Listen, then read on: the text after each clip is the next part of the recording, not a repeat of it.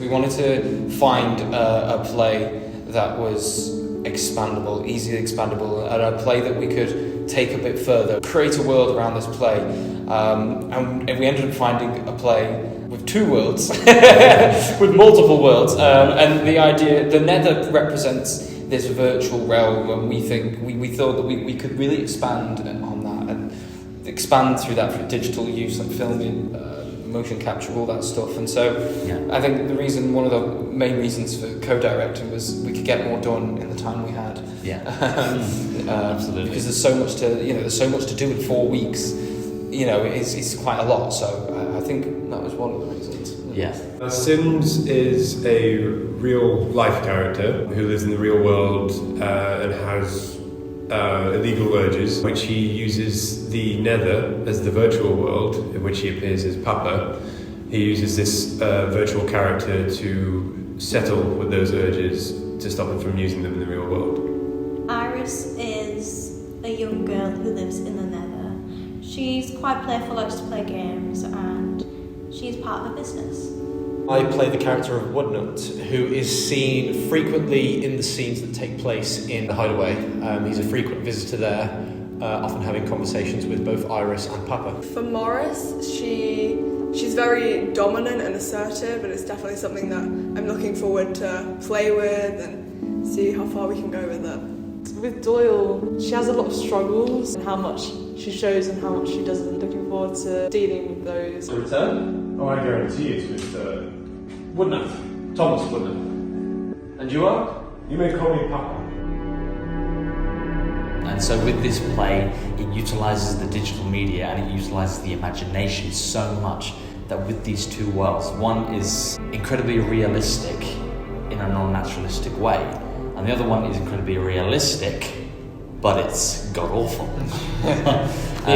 So we really wanted to bring out the contrast of these two, and bring ideas and different ways to do the show, even with the venue. For me, there's a lot of uncertainty in the character. Without getting into spoiler territory, it's very clear as to what the character is there for, what the motivations and the goals are. But for me, as an actor, when I've been reading through this play, there's a heavy sense of uncertainty within this man. It's an interesting dynamic between these two characters specifically. So I think a difficult part would be deciding things prior to the text and stuff, and like building up how they would have met and how they deal with the situations they get put in throughout the Nether. Yeah, I think the play interest has some relevant topics as well that it sits on with the technology of the world and other aspects. But it doesn't. It's interesting because the play itself doesn't say, "Oh, the technology's bad" or "technology's good." It doesn't say video games are bad or video games are good. It just asks the question, puts the audience in that position, and lets them decide for themselves what they think. And I think it really questions audiences' beliefs as well. I think there'll be times in there when the audience will be sitting here going, "Yeah, no, I don't know about that." Doyle particularly doesn't like Morris because she's trying to take away something that helps her escape. And you're keeping things from me, which isn't very helpful in my role.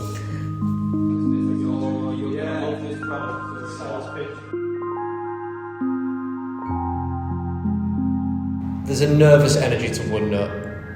There's a lot of fear for what is going on. There's a lot of fear within him, and that is something I can relate to because I've often struggled with anxiety and nerves in general. And I get the sense from reading, just as a personal thing with me, I get the sense from reading that character that this is someone who probably suffers with the same sort of issues.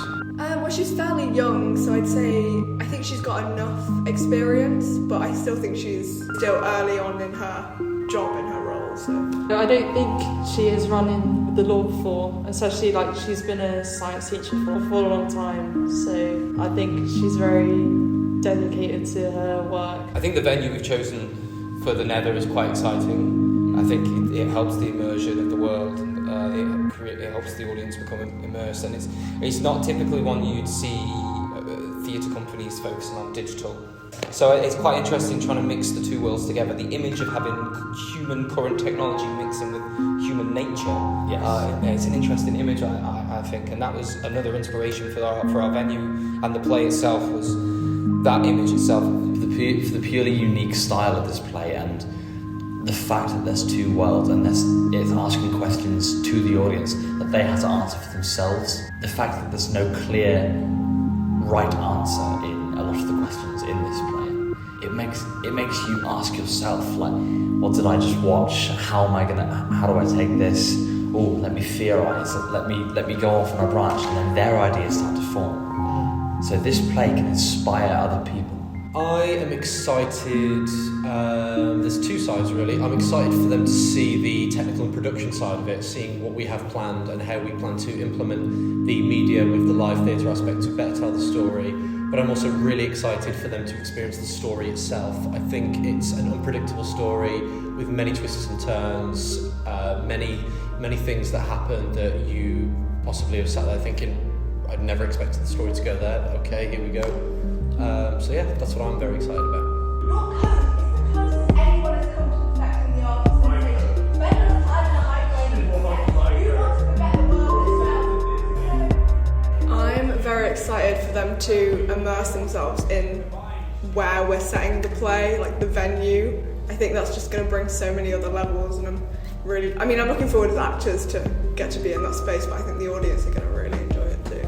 I think personally as an actor I don't get the chance to play many questionable characters of the darker side of life, and I think Papa is definitely one of those, so I think exploring that and coming across in the correct way is a good challenge which I'm looking forward to facing in this play.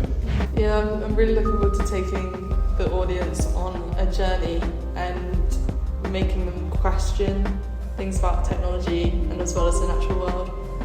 I'd say just being able to explore pure innocence and being able to really shine that through in this play, just trying to be a bright light where sometimes it's not so bright. I'd say the technological element we're going to bring to it, and also like the live music we're going to have, is going to be a really intimate experience as well, so they'll be able to feel the impact of all the emotions, all the different kind of scenes and technology we're going to be able to provide.